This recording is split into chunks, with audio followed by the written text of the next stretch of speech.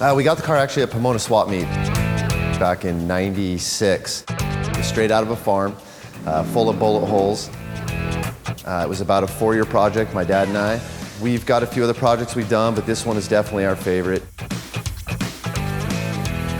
Cameron's brought this really cool 55 Chevy. We've got some really nice hardware here from Fast.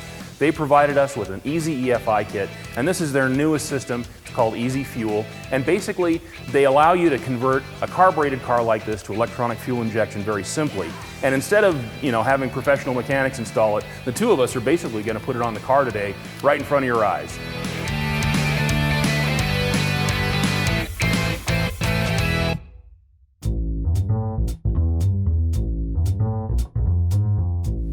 Fast offers this system with a couple of different options. There's the base kit with a throttle body injection, there's master kits with either an inline or an in-tank fuel pump setup, and there's also a setup for multi-point fuel injection.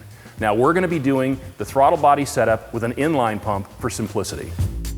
So what size carburetor was on here before? 650. Well, that's one of the really nice things about going to a throttle body EFI system like this is, like with a carburetor, getting that size right is crucial to making it drivable.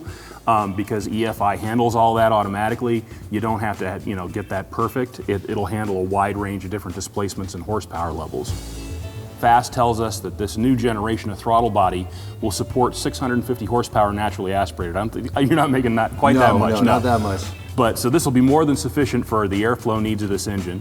And it's also got like all the sensors built into it with the exception of the O2 sensor and a coolant temperature sensor.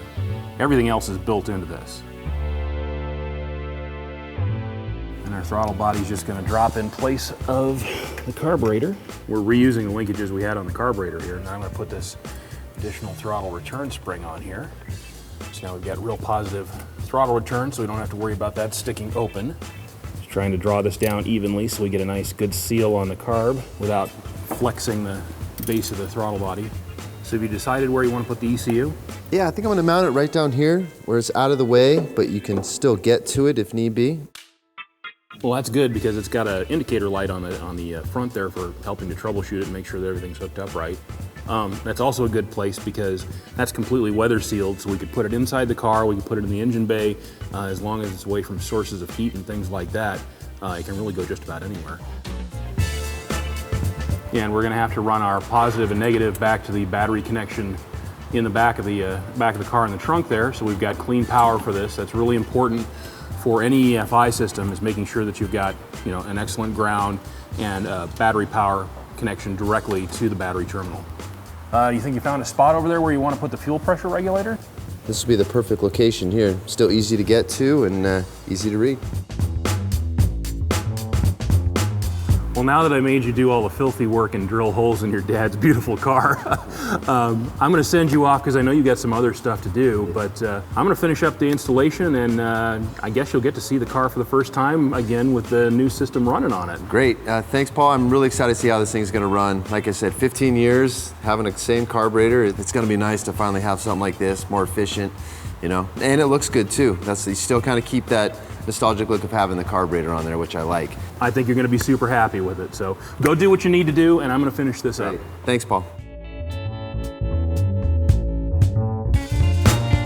Now, Fast has master kits with both an inline pump like the one we're using and also an in-tank pump. Now, preferably you'd go with an in-tank because it's going to run cooler and quieter. But in our case, we chose the inline because it's going to be a little bit easier to install. We don't have to drop the tank or get a new tank that's already been modified for EFI. I'm just about to install the oxygen sensor. Now here's an important tip if you're doing this yourself. If you're not going to be able to weld the bung in yourself, be sure and get it done by a professional shop before you start any of this installation. Now they provide the bung and a plug to seal it with, so you can get that done plenty ahead of time and it won't make a difference. You just take out the plug and install the oxygen sensor once you get to that point in the installation. Now, it's critical, and I can't stress this enough, critical to make sure that your exhaust system is completely sealed. You don't want any slip fit collectors, you don't want any leaks, you don't want, if you see any soot at any joints or anything like that, get that taken care of before you try and do this EFI conversion, because if you have any leaks in the system, the oxygen sensor is not going to get good data and you're going to have a heck of a time trying to get it to tune itself.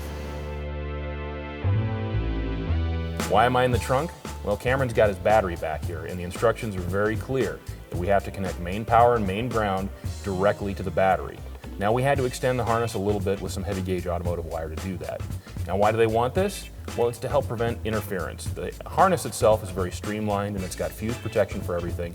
And the ECU has also been hardened for protection against electrical interference. This is just added insurance to make sure that we're getting clean power and not having any glitches.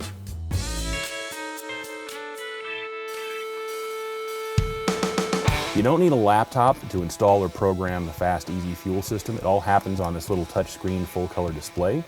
And there's a windshield mount that it just clips into. And then I've got the wire that comes from the ECU that we brought forward through the firewall, and it just clips together. And now I think we're just about ready to fire this up and do our setup wizard and get the engine running. So we've got 8 cylinders, engine cubic inch, it's at 383. And now we're going to calibrate the TPS sensor.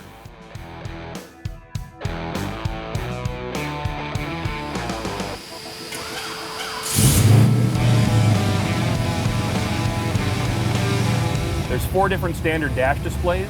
It shows you that our O2 sensor is working, that we're in learning mode right now. It's showing us our air-fuel ratio, our coolant temperature, and RPM. And as you can see, there's a bunch of different layouts here,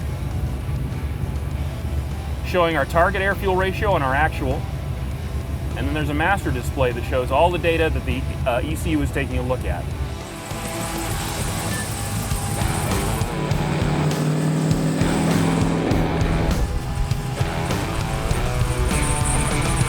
You ready to see how it turned out? You bet, I can't wait. Let's go for a drive.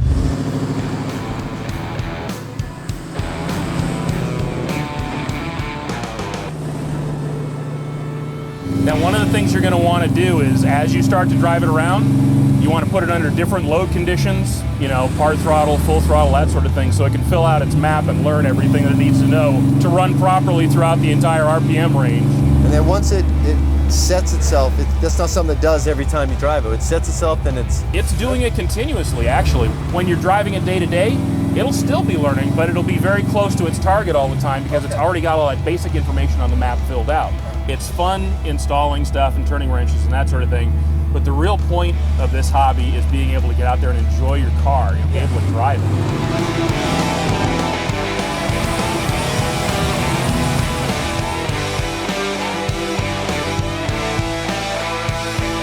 Well, it's been really satisfying taking this beautiful classic and making it even more fun to drive every day for you and your dad with fast, easy fuel EFI system.